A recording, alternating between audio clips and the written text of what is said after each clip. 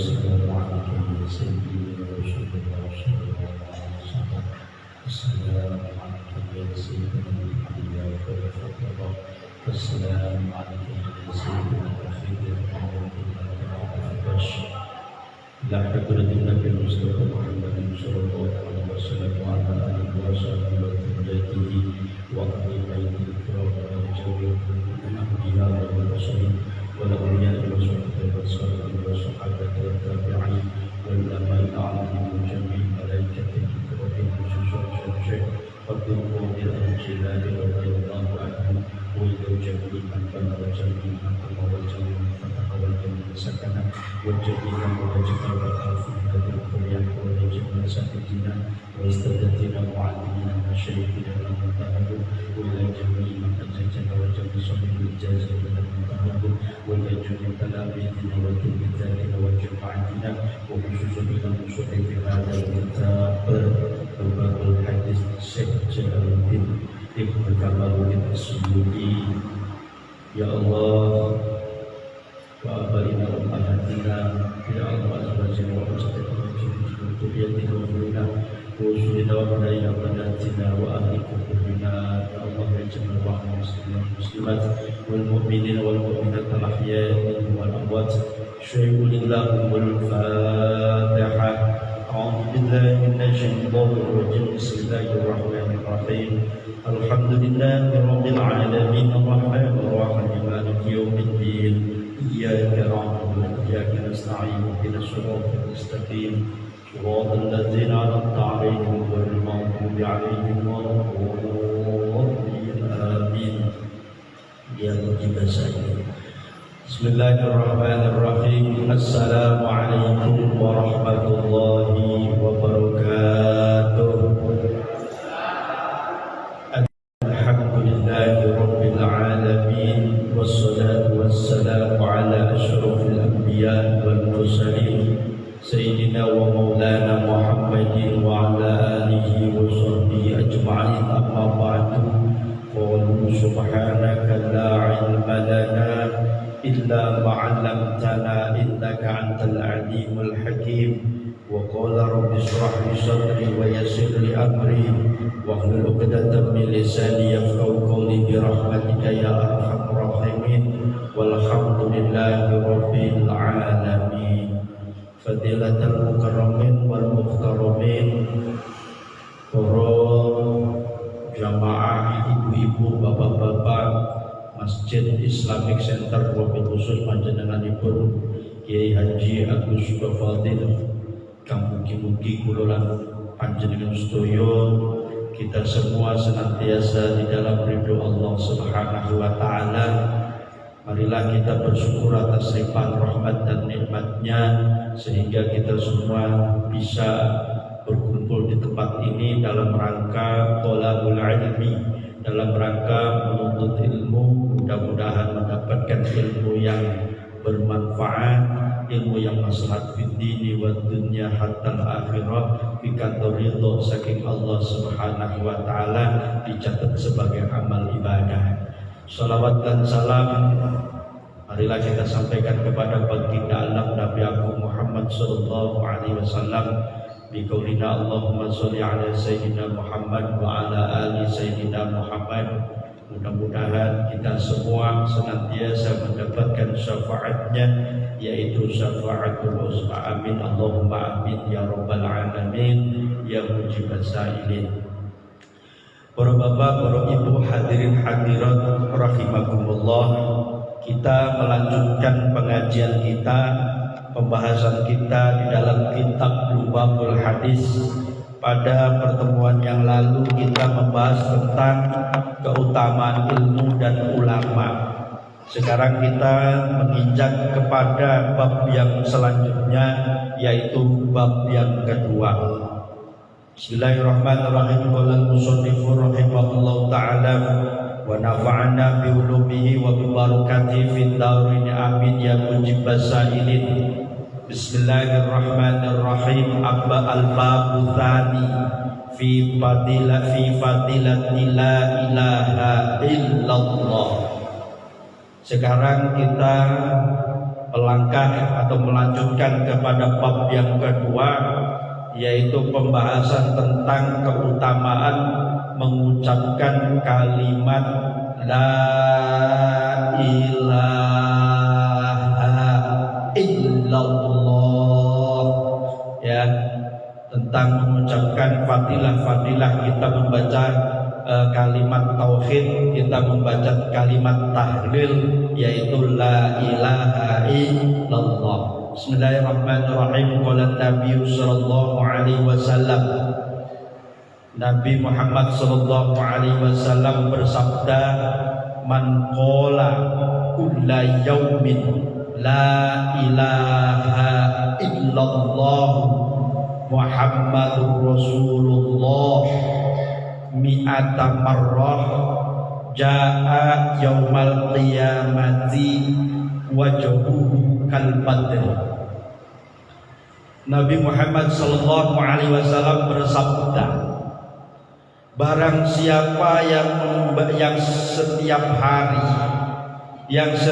harinya membaca kalimat la ilaha illallah Muhammad Rasulullah, ya, bisa Bu ya, la ilaha illallah Muhammadur Rasulullah, yang membaca 100 kali, ya, mi'ata marrah, 100 kali, maka pada hari kiamat dia akan datang dalam keadaan wajahnya yang seperti bulan purnama, bersinar, ya, jadi mencorong, ya. Senajan saat ini menawi, walaupun sekarang mungkin wajahnya hitam, gitu, ya. Hitam legam, walaupun wajahnya tidak putih, tetapi kalau dia sering mengucapkan kalimat la ilaha illallah Muhammad Rasulullah minimal 100 kali setiap hari, maka pada hari kiamat, pada hari akhir, dia akan datang wajahnya berseri-seri, wajahnya bersinar seperti bulan purnama. Bukan berarti bunder, ya. Bulan purnama kan bunder Bu ya, bulat, ya, mencorong, yang bersinar, ya. Sehingga di situ akan kelihatan, oh ini min ummati, oh ini adalah umatku, kata Nabi, ini adalah umatku yang rajin membaca setiap harinya kalimat la ilaha illallah Muhammadur Rasulullah. Tapi membacanya dengan ikhlas Bu ya Pak. Jadi bacanya la ilaha illallah Muhammadur Rasulullah, la ilaha illallah Muhammadur Rasulullah. Itu bacanya berapa kali Bu? Minimal 100 kali. Kata nama boten. Banyak apa enggak Bu 100 kali? Banyak. Itu kalau dihitung satu kali kita membaca 3 detik, 4 detik, ya cuma berapa menit itu sudah selesai. Ya, ada orang rokokan, bapak-bapak rokokan, ya, rokoknya itu belum habis Pak, insya Allah baca la ilaha illallah Muhammad Rasulullah niku 100 kali sudah selesai. Padahal yang rokoknya belum habis, ya. Apalagi di bulan puasa ini, ya, di bulan Ramadan ini, ya, kita sering membaca kalimat la ilaha illallah Muhammadur Rasulullah. Nah, ini luar biasa, akan dilipat gandakan.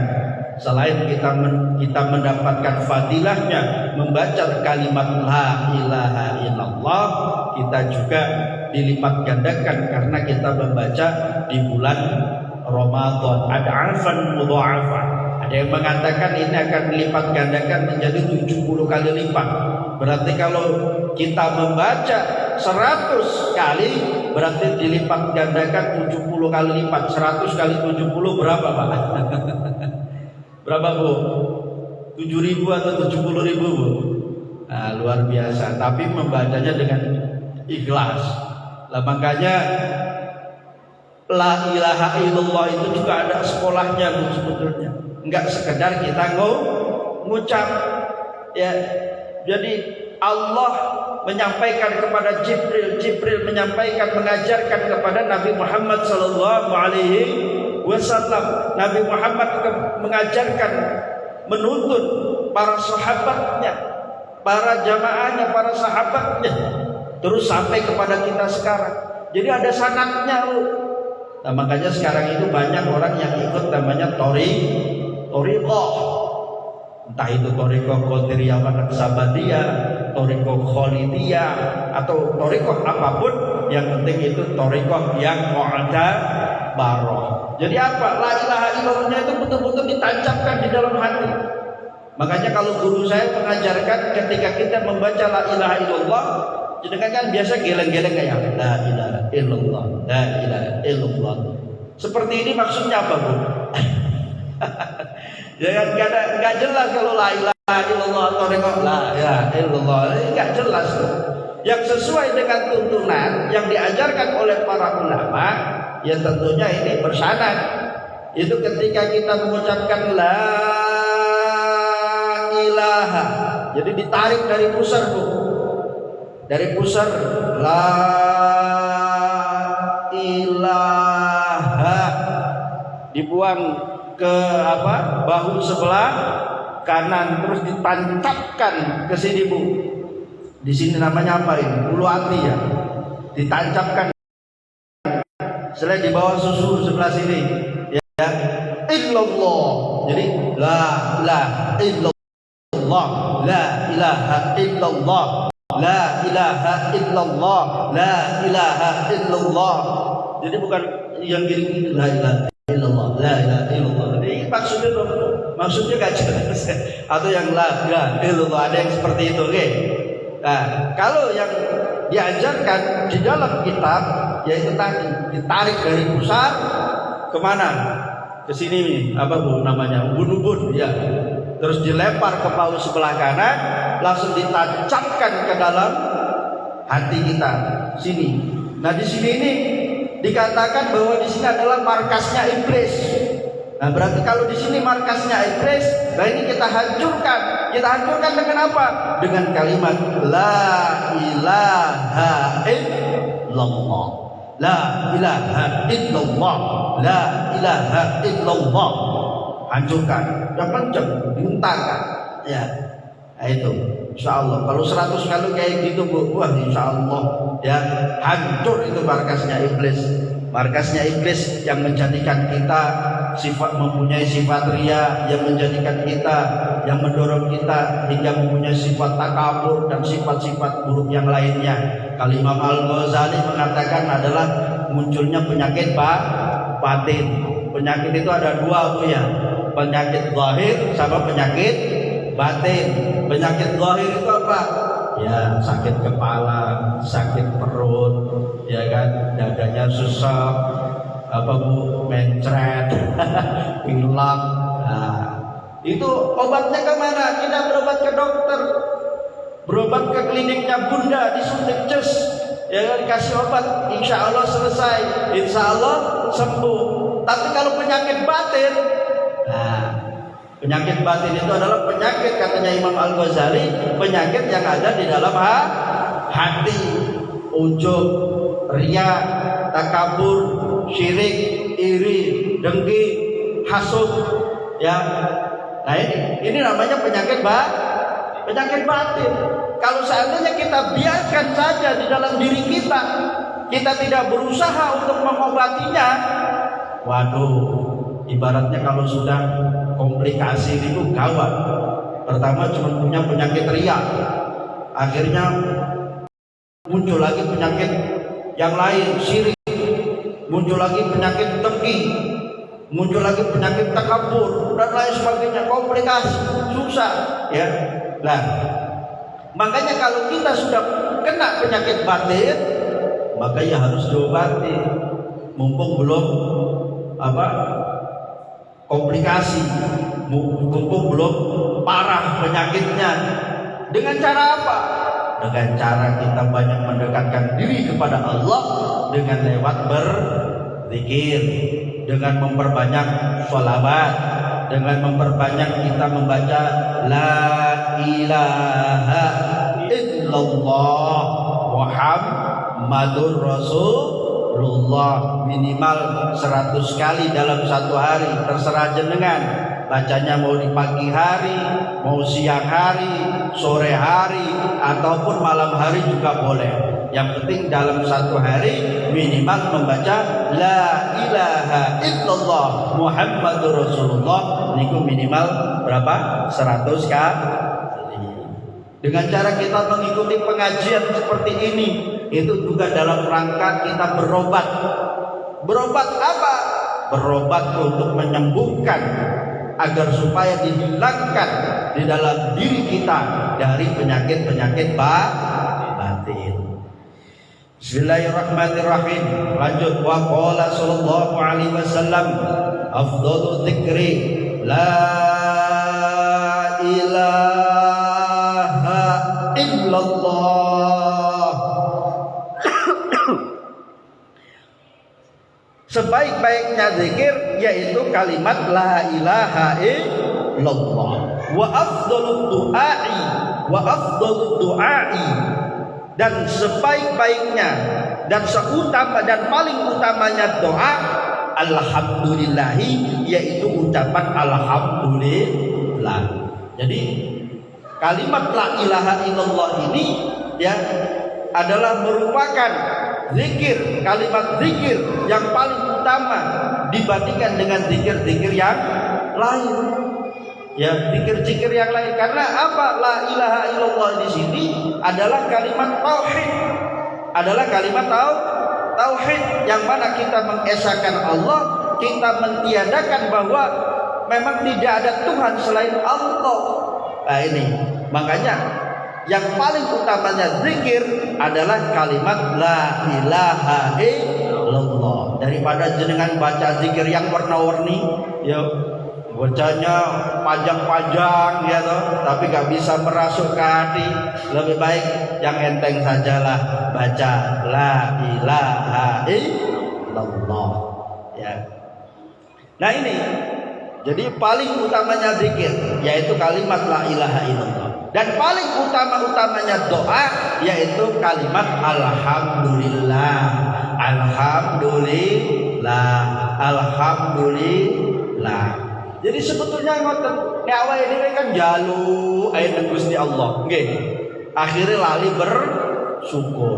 Kalau kita selalu mengucapkan alhamdulillah, alhamdulillah, itu sebetulnya adalah merupakan doa. Karena apa? Alhamdulillah ini menunjukkan memuji Allah. Kalimat syukur, bahwa dia mensyukuri atas apa yang dianugerahkan oleh Allah kepadanya. Dia mengucapkan alhamdulillah. Kalau orang bersyukur, ya toh, pasti akan ditambahkan oleh Allah. Ya kan? La in syakartum la azidannakum wa la in kafartum inna azabi lasyadid. Kalau seandainya kalian bersyukur atas nikmatku, maka aku akan tambahkan nikmatku kepada kalian. Tapi kalau kalian kufur atas nikmatku, maka ingatlah azabku amatlah pedih. Jadi dengan sering kita mengucapkan kalimat alhamdulillah, alhamdulillah, ya, ini menunjukkan kita syukur. Dan secara otomatis kita juga sedang secara otomatis kita juga di situ sedang berdoa kepada Allah Subhanahu wa taala.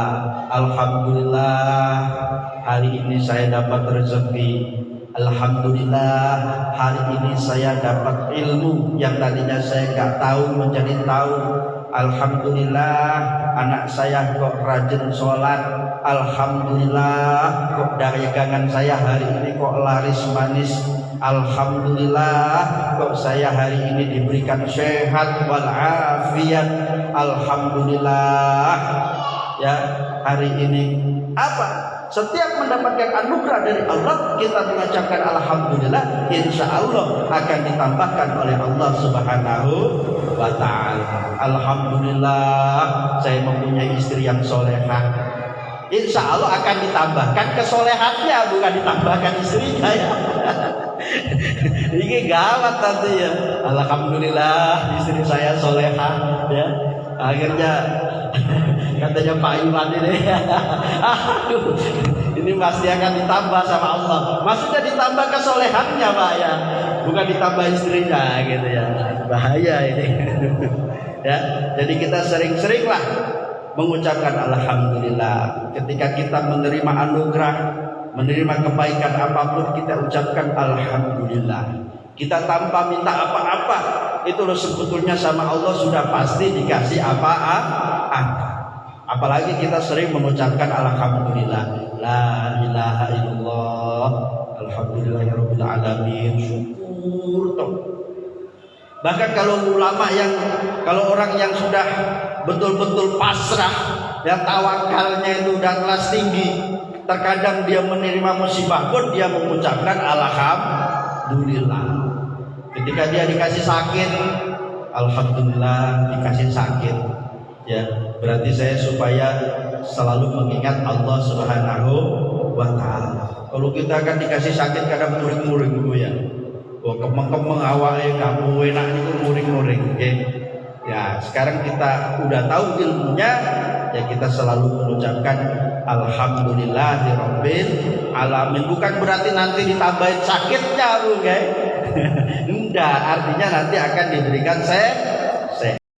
Amin Allahumma amin. Wa qala sallallahu alaihi wasallam, dawuh Kanjeng Nabi, qala Allah taala. Nah, ini Allah yang berfirman. Berarti kalau Allah yang berkata, Allah yang berfirman kepada Nabi yang tidak ada di dalam Al-Qur'an, berarti itu namanya hadis qudsi. Ya. Qala Allah taala, la ilaha illallah kalami wa ana huwa. Dan Allah Subhanahu wa taala bahwa kalimat la ilaha illallah itu adalah ucapan perkataan yang termasuk disukai, disenangi oleh Allah Subhanahu wa taala.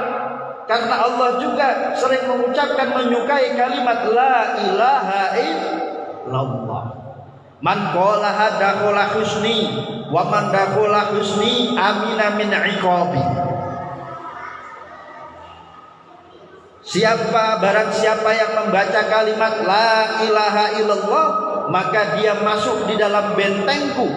Dan siapa yang masuk di dalam bentengku, maka dia akan aman, dia akan terbebaskan dari azab-azab atau siksa-siksanya Allah Subhanahu wa taala.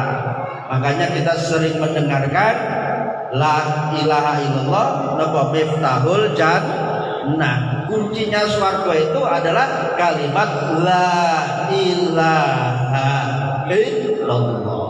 Makanya ketika kita berzikir, kita mengucapkan kalimat la ilaha illallah itu dengan seluruh jiwa raga kita. Jangan hanya lisannya saja yang berucap la ilaha illallah, tapi sampai tembus ke dalam hati kita. Makanya bacanya jangan cepat-cepat la ya illallah, la ya illallah, la ya illallah. Nah, kita nikung bisa kalau sudah terbiasa nggak apa-apa. Tetapi kalau kita yang masih melatih diri, pelan-pelan saja. La ilaha illallah. Jadi kalau bacanya itu dipanjangkan, ya dipanjangkan. La ilaha illallah, la ilaha illallah, la ilaha illallah. Katanya. Nah itu. Jadi bacanya pelan-pelan sambil betul-betul diresapi, betul-betul dihayati. Kalau bisa yang berzikir itu bukan hanya lisan kita, tetapi pikiran kita, mata kita, hidung kita, mulut kita, tangan kita, tubuh kita, bahkan kaki kita, semuanya ikut berzikir, semuanya ikut mengucapkan kalimat la ilaha illallah. Kalau sudah seperti ini, kita akan masuk ke dalam bentengnya Allah. Kita akan masuk ke dalam kerajaannya Allah. Kalau kita sudah masuk dalam kerajaan dan bentengnya Allah, maka oleh Allah akan dijauhkan daripada siksa ataupun azab-azab Allah Subhanahu wa taala. Siap nggih, Pak? senantiasa merutinkan membaca la ilaha illallah. Kalau seandainya belum mampu atau belum mau ikut thariqah, ya tapi dipelajari benar-benar Pak. Oke, la ilaha illallah ini benar-benar dihayati. Syukur-syukur masuk ke dalam thariqah. Nah, ini akan menjadi luar biasa sekali karena ada sanadnya, ada yang mengarahkan, ada yang mengajarkan, ya, sehingga betul-betul bisa wusul kepada Allah Subhanahu wa ta'ala. Al-amru bisayyi amrun biwasailihi. Ya, kalau ada yang mengantarkan, Bu, ketika kita mau ketemu bupati, kita mau ketemu gubernur, kita mau ketemu presiden, kalau ada yang mengantarkan, ini kira-kira ketemunya cepat atau lambat, Bu? Dibanding kita gak ada yang nganterin, kita berangkat sendiri, aku pengen bentuk Bu Hopipa dengan borok, ya toh, datang ke kantornya Bu Hopipa, kira-kira ditemuin apa betul? Tidak, ya toh. Kalau ditemuin juga mungkin nunggunya lama. Tapi kalau seandainya ada yang mengantarkan, ada yang mengarahkan, itu akan lebih cepat ketemu sama yang kita ingin temui. Begitu juga dengan kalimat la ilaha illallah itu. Supaya kalimat la ilaha illallah ini bisa didengar oleh Allah, betul-betul kalimat la ilaha illallah ini bisa usul kepada Allah, kita nyari guru yang bisa menghantarkan, yang bisa menjadikan kalimat la ilaha illallah kita ini betul-betul usul kepada Allah Subhanahu wa ta'ala, sehingga kita berada di dalam bentengnya Allah, berada di dalam kerajaannya Allah. Sesuai janji Allah, kita akan dijauhkan dari siksa, daripada siksa-siksa, azab-azab Allah Subhanahu wa ta'ala. Sampai maghrib ya. Bon, alhamdulillah, insyaallah pertemuan berikutnya kita lanjutkan. Mudah-mudahan walaupun sedikit ada manfaatnya, ya, buat kita semua, khususnya buat saya pribadi. Ya, jangan lupa selalu melanggengkan baca la ilaha illallah. Kalau perlu jangan cuma 100, lebih pun boleh. Ya, Allahumma ya Rabbana cukupono luberono berasake duitake kanggo ngaji lungo haji barokai nabi wali. Allahumma ya Rabbana cukupono luberono berasake duitake kanggo ngaji lungo haji barokai nabi wali. Allahumma ya Rabbana cukupono luberono berasake duitake kanggo ngaji lungo haji barokai nabi wali. Wallahu a'lam bishawab. Kurang lebihipun sampai